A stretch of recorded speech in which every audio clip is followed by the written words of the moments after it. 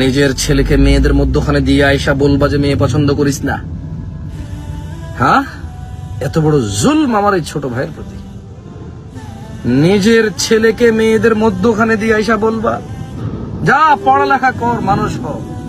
তো মানুষ হবে, জানি মানুষ হবে।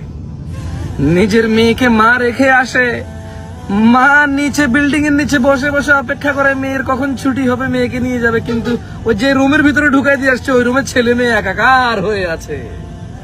মানুষ হবে মেয়ে, তবে জেনাকারী মানুষ হবে, জানি মানুষ হবে।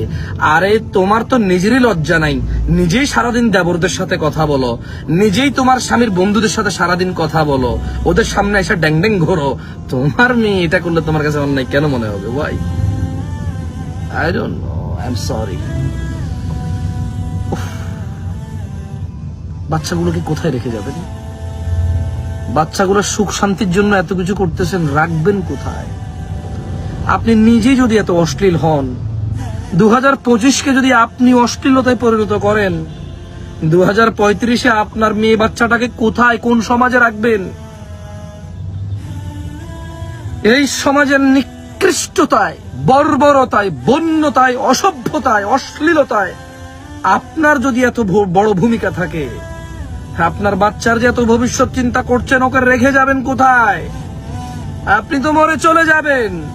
এই নোংরা একটা সমাজে আপনার নাতনিটা নষ্ট হয়ে যাবে 10 বছর বয়সে। এই অশ্লীল একটা সমাজে আপনার নাতনি নষ্ট হবে 11 বছর বয়সে। আর ওর 20 বছর আগে এই নোংরা পরিবেশে আপনি ওকে রেখেছেন। আপনি আপনি আপনি আপনি 2025-এ এসে আপনি এত বেহায়া, 2040-এ ও করবে কি? ও ভালো কোথায় খুঁজে পাবে? ও ভালো কোথায় খুঁজে পাবে?